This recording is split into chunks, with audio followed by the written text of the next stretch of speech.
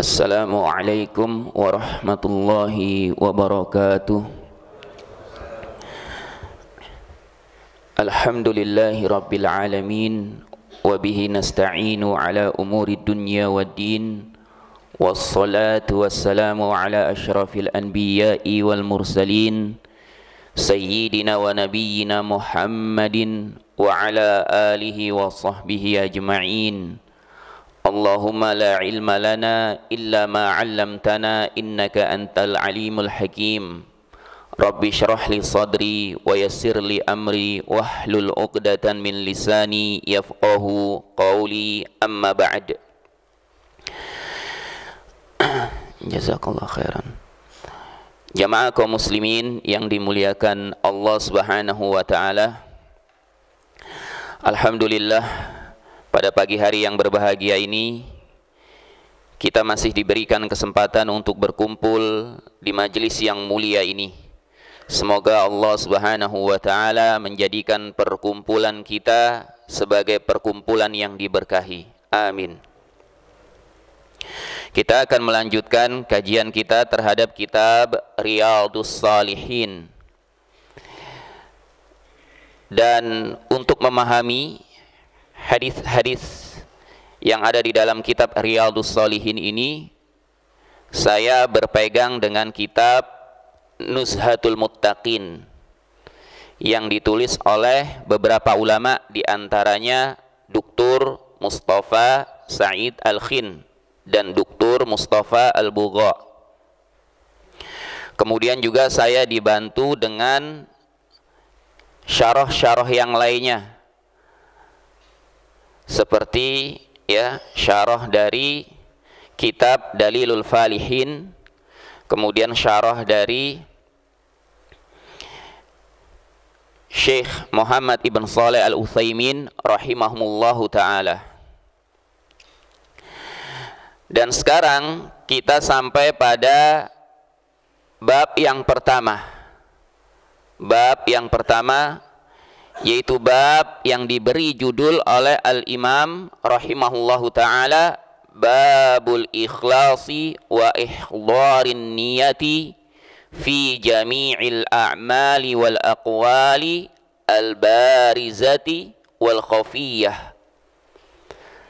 Ini adalah bab yang menjelaskan tentang al-ikhlas wa ihdharin niyati, dan menghadirkan niat, fi jami'il a'mali wal aqwal, pada seluruh perbuatan dan perkataan, al-barizah, yang zahirah, yang nampak, wal khafiyah, maupun yang tidak nampak atau berupa amalan batin.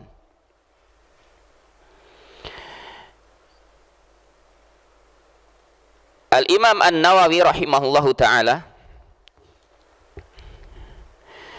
mendahulukan bab tentang ikhlas daripada bab-bab yang lainnya. Kenapa demikian? Yang pertama, karena beliau ingin menjelaskan betapa pentingnya perkara ikhlas ini. Ikhlas ini merupakan perkara yang harus didahulukan daripada perkara-perkara yang lainnya. Karena ikhlas ini adalah pondasi seluruh amalan. Amalan apapun, jika tidak disertai dengan keikhlasan, maka akan sia-sia di hadapan Allah Subhanahu wa ta'ala.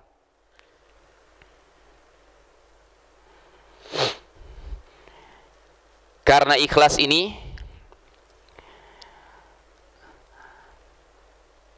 adalah syartun liqabulil a'mal, syarat agar amalan itu diterima. Sebagaimana hal ini pernah dikatakan oleh Al-Fudail ibn Iyad rahimahullahu ta'ala ketika beliau menafsirkan firman Allah Subhanahu wa taala.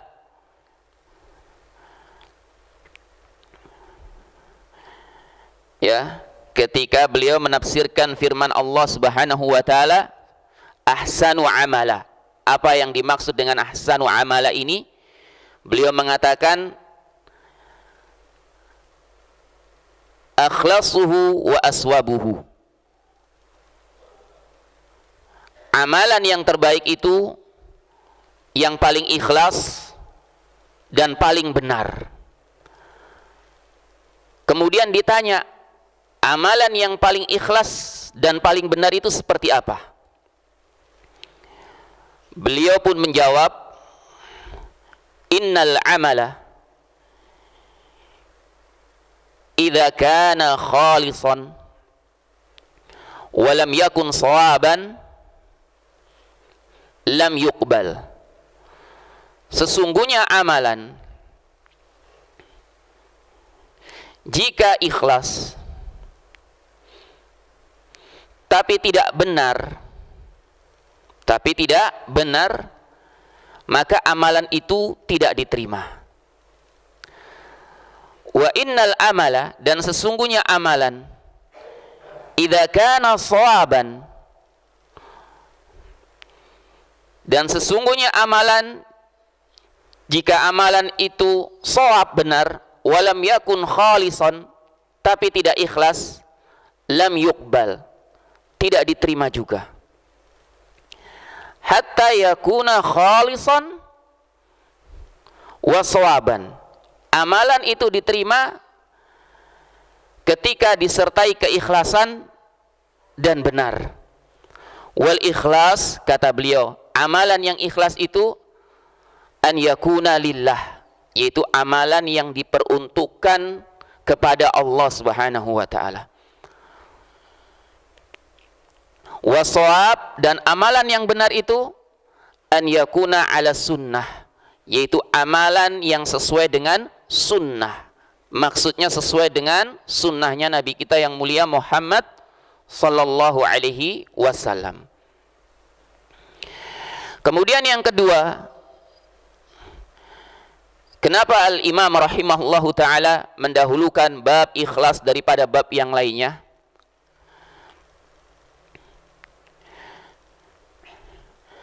Sebagai peringatan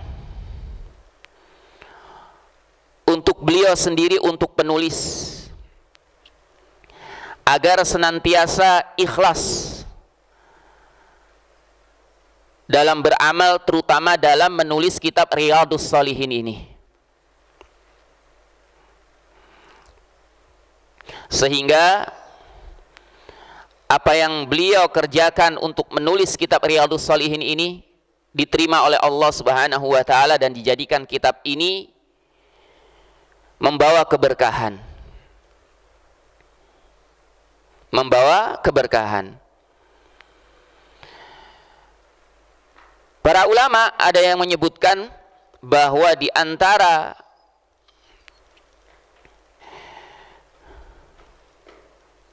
bukti yang menunjukkan bahwa suatu kitab itu ditulis dengan penuh keikhlasan, maka Allah akan menjadikan kitab itu berkah. Maksudnya bagaimana? Allah akan menjadikan kitab itu berkah, bermanfaat bagi seluruh kaum muslimin.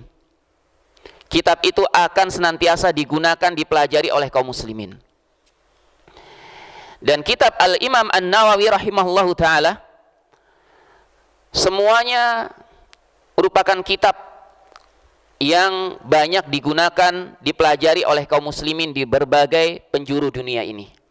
Ini menunjukkan keikhlasan penulis dan keberkahan kitab-kitab yang ditulis oleh beliau rahimahullahu ta'ala.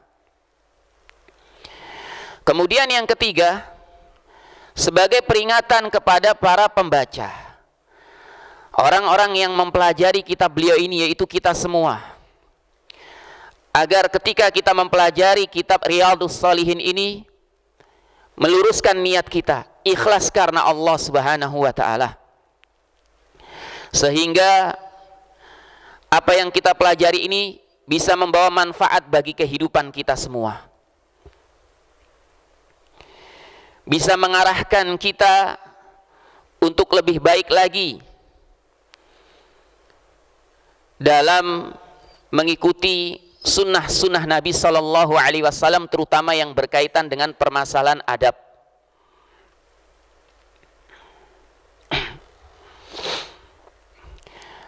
Dan intinya beliau mendahulukan bab ikhlas daripada bab yang lainnya,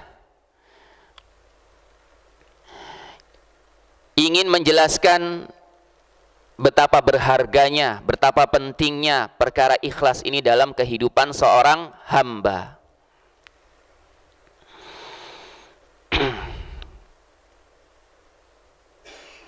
Kemudian al-ikhlas secara bahasa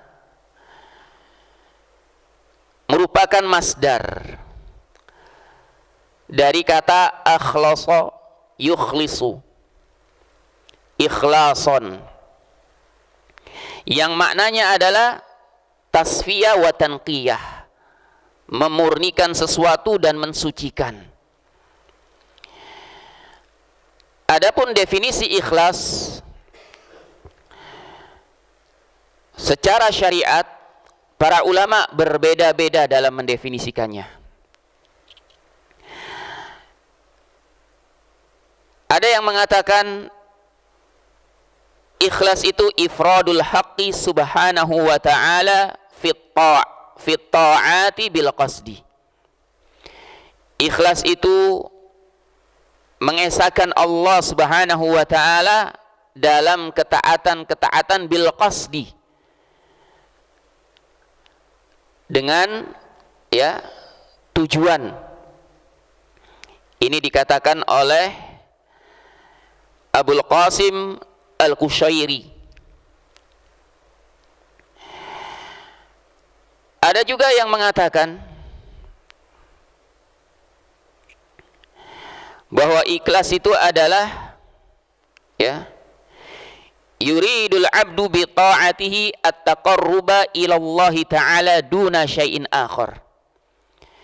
Ikhlas itu seorang hamba menginginkan ketaatan-ketaatannya ini untuk mendekatkan dirinya kepada Allah Subhanahu wa taala.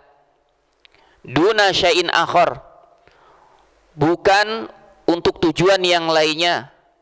Min tasonnu'in limakhluqin, seperti mengharapkan kebaikan dari makhluk.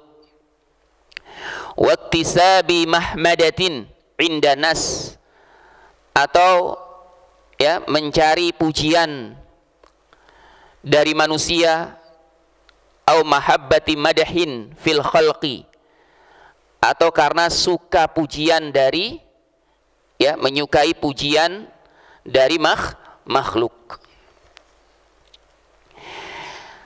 Dari beberapa definisi yang disebutkan oleh para ulama ini, intinya ikhlas itu adalah tasfiyatul amali an syawaibil kadir, mensucikan, memurnikan suatu amalan dari noda-noda yang mengotori.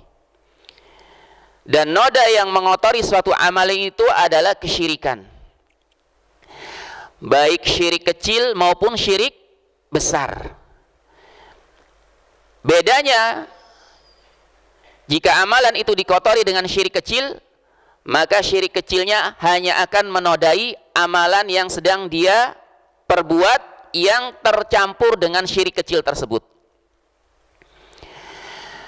Adapun jika amalan itu ternodai dengan syirik besar,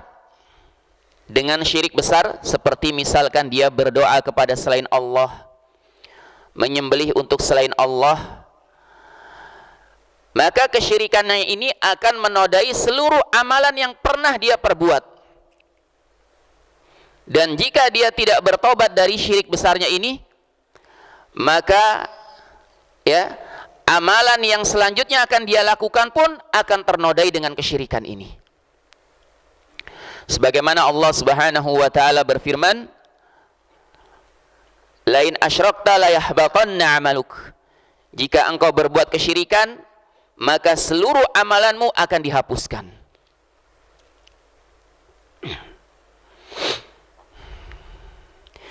Dan ikhlas ini, jamaah kaum muslimin yang dimuliakan Allah Subhanahu wa taala, sangat sulit sekali untuk dilakukan. Sangat sulit sekali untuk dilakukan. Karena ikhlas ini merupakan amalul qalbi, amalan hati. Sekelas Sufyan Ats-Tsauri rahimahullahu taala yang wafat pada tahun 161 Hijriah.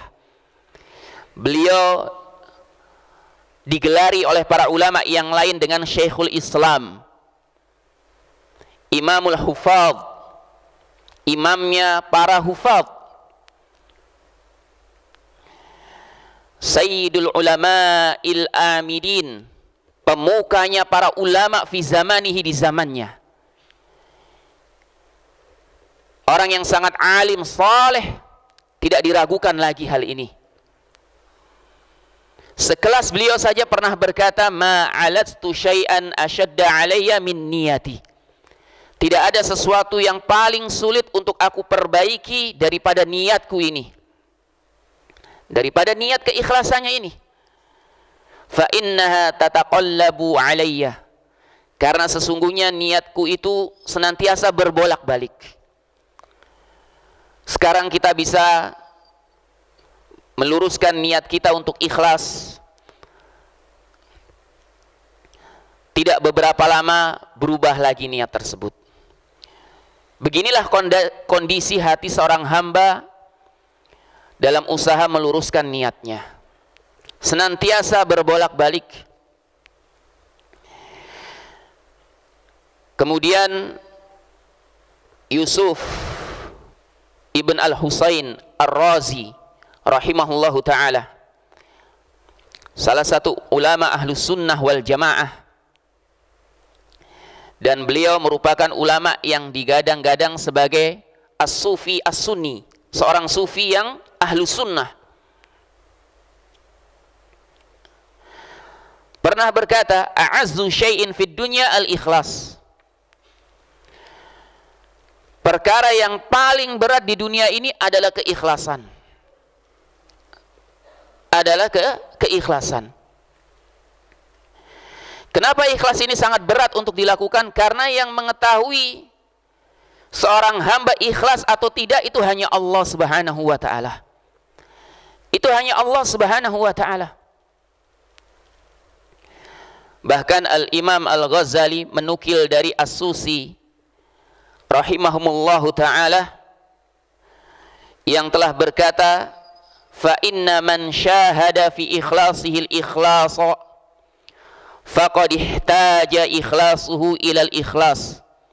Sesungguhnya siapa saja yang bersaksi dalam keikhlasan dirinya bahwa dia telah ikhlas, dia mengaku dirinya telah ikhlas, dia bersaksi bahwa dirinya telah ikhlas, maka keikhlasan yang telah dia akui tersebut membutuhkan kepada keikhlasan lagi. Saking sulitnya perkara ikhlas ini. Tapi kita harus tetap untuk berusaha ikhlas, karena ikhlas ini tetap bisa untuk diusahakan. Dan di antara resep untuk bisa ikhlas sebagaimana yang disebutkan oleh Al-Imam Ibnul Qayyim rahimahullahu ta'ala adalah dengan memupuskan keinginan-keinginan hawa nafsu, memudarkan pandangan kita terhadap keutamaan dunia ini, dan berusaha untuk senantiasa mengikat hati ini agar selalu mengingat Allah, dekat terhadap Allah, mengingat negeri akhirat. Adapun gambaran ikhlas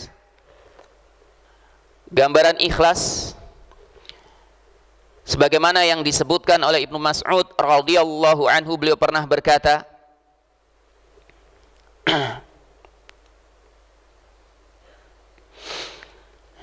al-mukhlisu, kata beliau, li rabbih, orang yang ikhlas kepada Allah, kal mashi 'ala ramal, ibarat orang yang berjalan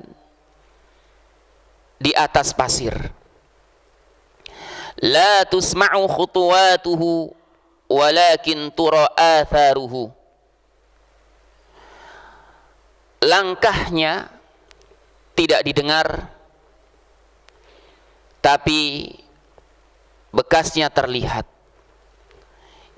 Ini adalah gambaran orang yang ikhlas,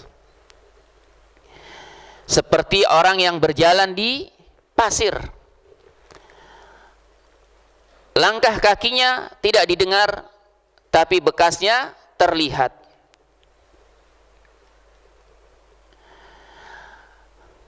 Amalannya ya tidak didengar oleh manusia, tidak diperhatikan oleh manusia, tapi bekas amalannya ini terlihat, dapat dirasakan oleh manusia. Sebagaimana yang pernah dilakukan oleh Ali bin Zainal Abidin, salah satu dari cicit Ali bin Abi Thalib radhiyallahu anhum. Ketika beliau meninggal dunia, petugas yang memandikan jenazahnya kaget karena ada bekas hitam di punggungnya, di mana bekas hitam ini tidaklah didapatkan kecuali dari orang-orang yang bekerja memanggul barang yang berat di pundaknya. Kemudian petugas ini pun bertanya kepada keluarganya, bekas apakah ini? Akhirnya keluarganya pun menceritakan bahwa dahulu semasa hidupnya, di tengah malam yang sepi ketika manusia sudah tertidur lelap, beliau biasa memanggul gandum untuk diberikan kepada orang-orang miskin. Tapi beliau letakkan gandum itu di depan rumah mereka tanpa diketahui siapa yang memberikan gandum tersebut. Ya. Dan ini beliau lakukan selama hidupnya. Dan ternyata benar. Ketika beliau sudah meninggal dunia, orang-orang miskin ini pun ya berkata bahwasanya sudah tidak mendapatkan gandum lagi di depan pintu rumahnya, ya, sebagaimana ketika beliau Ali bin Zainal Abidin masih hidup. Amalan beliau tidak terdengar oleh manusia, tapi bekasnya terlihat, bisa dirasakan oleh orang-orang yang ada di sekitarnya. Kemudian gambaran ikhlas itu juga seperti yang pernah dikatakan oleh seorang kiai yang bernama Kiai Salim, yang bermukim di Pandaan Pasuruan, dan beliau adalah salah satu murid dari Mbah Hamid Pasuruan. Beliau pernah mengatakan bahwa ikhlas itu seperti orang yang memakai kacamata kuda. Kacamata kuda seperti ini, tidak melihat ke kanan dan ke kiri. Kuda kalau sudah pakai kacamata kan nggak bisa melihat ke kanan dan ke kiri. Dia hanya melihat lurus saja kepada tujuannya. Maksudnya apa? Tidak melihat ke kanan dan ke kiri, tidak memperhatikan ya ucapan manusia maupun pandangan manusia yang ada di sekitarnya. Tujuannya hanya lurus saja kepada Allah Subhanahu wa taala. Dan menuruti orang yang menungganginya. Maksudnya apa? Menuruti apa yang diperintahkan oleh Allah Subhanahu wa ta'ala. Ini adalah gambaran orang yang ikhlas. Ini adalah gambaran orang yang ikhlas.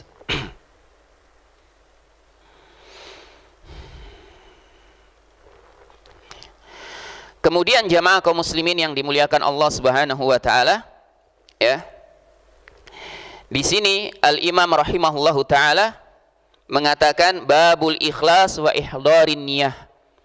Bab yang menjelaskan tentang keikhlasan dan menghadirkan niat.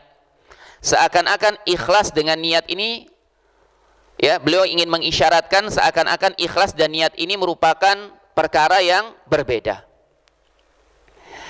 Ya, merupakan perkara yang berbeda. Dan di antara perbedaannya, karena memang beliau sebenarnya di sini ingin membedakan ikhlas dengan niat itu berbeda.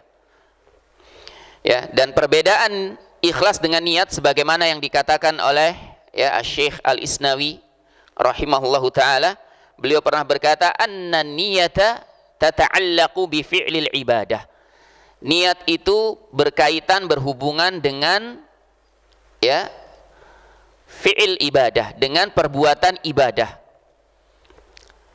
Ini niat. Wa amma ikhlasun niyah, adapun mengikhlaskan niat, fayata'allaqu bi idhafatil ibadah ila Allah taala. Adapun mengikhlaskan niat, maka berhubungan dengan penyandaran ibadah tersebut kepada Allah. Ya. Ada juga yang mengatakan, ya, kalau niat itu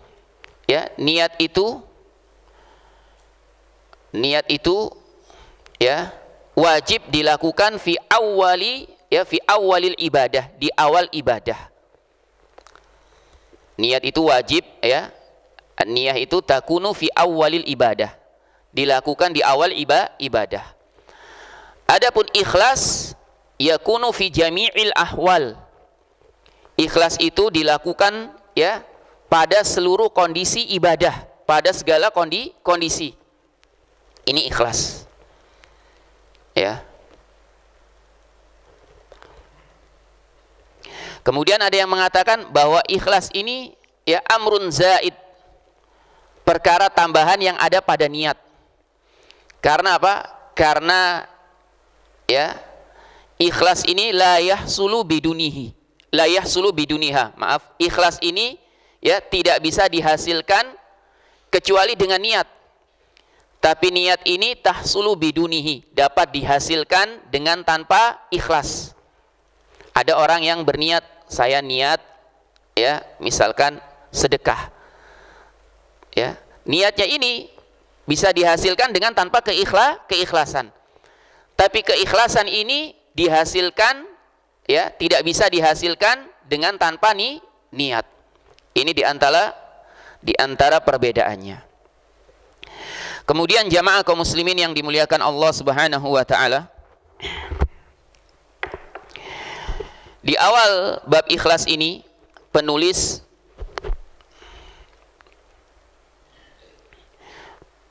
membawakan beberapa ayat Al-Qur'an sebagaimana yang pernah beliau singgung di muqaddimah, bahwa di setiap babnya akan didahului dengan beberapa ayat-ayat Al-Qur'an. Ayat pertama yang beliau bawakan, ya, dan ayat-ayat ini tentu berkaitan dengan bab yang sedang beliau bahas. Ayat pertama yang beliau bawakan adalah firman Allah Subhanahu wa taala dalam surah Bayyinah ayat yang kelima. Qala Allah taala, Allah Subhanahu wa taala berfirman, "Wa ma umiru illa liya'budullaha mukhlishina lahud-dina hunafa wa yuqimus salata wa yu'tuz zakah wa dzalika dinul qayyimah." Wa ma umiru, dan tidaklah mereka diperintahkan. Siapa yang dimaksud mereka di sini? Yang dimaksud mereka di sini adalah ahlul kitab, orang Yahudi dan Nasrani. Tidaklah mereka, yaitu orang Yahudi dan Nasrani, diperintahkan fi kitabihim, di dalam kitab-kitab mereka, Taurat dan Injil, illa liya'budullah, melainkan supaya mereka beribadah kepada Allah. Jadi perintah untuk beribadah kepada Allah itu ada di dalam kitab-kitab mereka. Sebelum kitab mereka ini banyak mengalami perubahan. Mukhlishina lahuddin, ya, dengan mengikhlaskan agama untuknya, yaitu untuk Allah Subhanahu wa taala. Wa yuqimus shalah, dan mendirikan salat, yaitu salat wajib. Wa yu'tuz zakat, dan membayar zakat. Membayar zakat, wadzalika dinul qayyimah, dan yang demikian itu adalah agama yang lurus. Dinul qayyimah maksudnya al-millatul mustaqimah. Ya, yaitu agama yang lurus. Ya. Al-ikhlas di sini sudah kita jelaskan. Intinya di sini, ya, intinya di sini ayat ini dibawakan oleh Al-Imam An-Nawawi rahimahullahu taala. Beliau ingin menjelaskan bahwa ikhlas itu perkara yang wajib dilakukan oleh setiap hamba dalam beribadah kepada Allah Subhanahu wa taala. Dan keikhlasan sudah dijelaskan tadi apa yang dimaksud dengan ikhlas. Kemudian di sini ada kata hunafa. Hunafa ini jamak dari hanif. Dan hanif ini secara bahasa maknanya adalah ma'il an syai'in ila syai'in. Berpaling dari sesuatu menuju kepada sesuatu. Adapun hanif yang diinginkan dalam ayat yang mulia ini adalah al-ma'il, ya, anil adyanil batila ila dinil Islam, yaitu berpaling dari agama-agama yang batil menuju agama Islam, atau hanya berpegang kepada agama Islam. Ada juga yang memberikan makna, ya, hanif ini adalah ma'il, ya, ani syirki ila tauhid, yaitu orang yang berpaling dari kesyirikan menuju kepada tauhid, atau berpegang hanya kepada tauhid. Ini makna hunafa. Ya. Intinya ayat ini dibawakan untuk menjelaskan bahwa ikhlas itu merupakan perkara yang wajib. Perkara yang wajib. Ya, karena Allah Subhanahu wa taala di sini berfirman, wa ma umiru, tidaklah mereka diperintahkan. Ya, dan perintah Allah Subhanahu wa taala ini wajib, kecuali ada dalil yang memalingkan dari wajib kepada hukum yang lainnya. Wa qala ta'ala, kemudian di ayat yang kedua beliau membawakan firman Allah Subhanahu wa taala, ya. Firman Allah Subhanahu wa taala yang ada pada surah Al-Hajj ayat yang ke-37. Lan yanalallaha luhumuha wala dima'uha walakin yanaluhu at-taqwa minkum. Ya. Tidak akan sampai kepada Allah daging-dagingnya dan darah-darah dari hewan kurban tersebut. Walakin, akan tetapi, yang sampai kepada Allah itu adalah ketakwaan kalian. Ya, adalah ketakwaan kalian. Ya. Ayat ini sebenarnya menjelaskan tentang perbuatan orang-orang jahiliyah, di mana ketika mereka ya selesai berkurban, maka mereka mengusapkan darah-darah dari hewan kurban itu ke Baitullah, ke Ka'bah, diusapkan oleh mereka. Ya. Dan perbuatan ini pada waktu itu ingin diikuti oleh sebagian kaum muslimin. Maka turunlah ayat yang mulia ini, bahwa daging dan darah darah dari hewan kurban itu tidak akan sampai kepada Allah, tapi yang sampai kepada Allah itu adalah ketakwaan. Dan yang dimaksud ketakwaan di sini adalah keikhlasan. Inilah yang akan sampai kepada Allah Subhanahu wa taala. Ya, yang dimaksud ketakwaan di sini adalah keikhlasan, sebagaimana hal ini disebutkan oleh Al-Imam Al-Baghawi dan Al-Baydawi dalam tafsirnya. Ya. Kemudian juga Al-Imam Jalaluddin As-Suyuti dalam tafsir Al-Jalalain, ya, ketika menafsirkan ayat yang mulia ini, beliau berkata, yurfa'u ilaihi minkum al-amalu salih al-khalisu lahu ma'al iman. Ya, yang sampai kepada Allah itu adalah amal soleh kalian yang khalis, yang ikhlas kepada Allah, yang disertai dengan keimanan. Inilah yang akan sampai. Inilah yang akan sampai. Dan Al-Imam An-Nawawi rahimahullahu ta'ala membawakan ayat yang mulia ini ingin menjelaskan bahwa perkara yang penting dari suatu amalan seorang hamba itu adalah keikhlasannya. Sebaik apapun amalan seorang hamba, sebanyak apapun amalan seorang hamba, tapi kalau tidak disertai dengan keikhlasan, maka akan sia-sia. Karena yang sampai kepada Allah adalah keikhlasannya tersebut. Kemudian yang terakhir beliau membawakan firman Allah Subhanahu wa taala yang ada pada surah Al Imran ayat yang ke-29. Wa qala ta'ala, dan Allah Subhanahu wa taala berfirman, qul in tukhfu ma fi sudurikum aw tubduhu ya'lamuhullah. Katakanlah, ya, qul, katakanlah, in tukhfu ma fi sudurikum, ya, apa yang kalian sembunyikan di dada-dada kalian atau kalian tampakkan, maka Allah mengetahuinya. Maka Allah mengetahuinya. Ya, ayat ini dibawakan oleh Al-Imam An-Nawawi rahimahullahu taala untuk menjelaskan bahwasanya Allah Subhanahu wa taala alimun biniyatil abdi. Allah Subhanahu wa taala itu mengetahui dengan niatnya seorang hamba. Apa yang ada di dalam hati dari niat seorang hamba ini diketahui oleh Allah Subhanahu wa taala. Ya. Bahkan Allah ini a'lamu minal abdi biniyatihi. Allah ini lebih mengetahui niat seorang hamba dari hamba itu sendiri. Allah lebih mengetahui niat kita. Ya, lebih mengetahui niat kita daripada kita mengetahui niat kita sendiri. Ya. Dan ini menunjukkan bahwa yang paling dinilai dari amalan seorang hamba adalah apa yang diniatkannya. Apa yang diniatkannya. Sebagus apapun amalan seorang hamba di hadapan manusia, ya, maka Allah mengetahui niat apa yang ada di dalam hatinya. Inilah yang nantinya akan dinilai. Bahkan di hari kiamat nanti Allah Subhanahu wa taala akan membongkar niat-niat hamba yang jelek, niat-niat hamba yang tidak ikhlas. Semuanya akan dibongkar. Sebagaimana Nabi sallallahu alaihi wasallam pernah bersabda, man sama'a sama'allahu bihi wa man yura'i yura'illahu bihi. Siapa saja yang memperdengarkan, yaitu memperdengarkan amalannya dengan baik, dengan bagus, ya, sama'allahu bihi, maka Allah akan memperdengarkan tentangnya. Maksudnya memperdengarkan, ya, niat yang ada di dalam hatinya kepada makhluk di hari kiamat nanti. Allah akan membongkar, ya, membongkar niat jeleknya. Wa man yura'i, dan siapa yang memperlihatkan, itu memperlihatkan amalannya di hadapan manusia dengan amalan-amalan yang baik, yura'illahu bihi, maka Allah akan memperlihatkan tentangnya di hari kiamat nanti. Allah akan memperlihatkan, ya, kesungguhan niatnya. Allah akan memperlihatkan niat yang sebenarnya yang dia lakukan ketika melakukan amalan tersebut.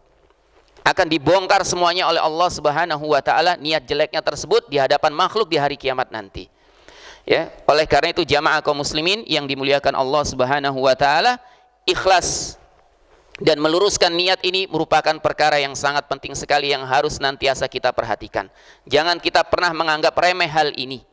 Jangan pernah kita menganggap remeh hal ini. Ya, sebagian orang merasa percaya diri bahwa amalannya, ya, senantiasa ikhlas. Padahal ikhlas ini merupakan perkara yang paling berat dilakukan di dunia ini. Perkara yang paling berat dilakukan di dunia ini. Oleh karena itulah para ulama salaf mereka senantiasa berusaha untuk apa? Untuk, ya, menyembunyikan amalan-amalan soleh mereka. Karena ini merupakan di antara cara terbaik untuk apa? Untuk, ya, supaya amalan seorang hamba itu bisa ikhlas karena Allah Subhanahu wa taala. Ya, karena Allah Subhanahu wa taala. Dan menyembunyikan amalan ini keutamaannya sangat besar.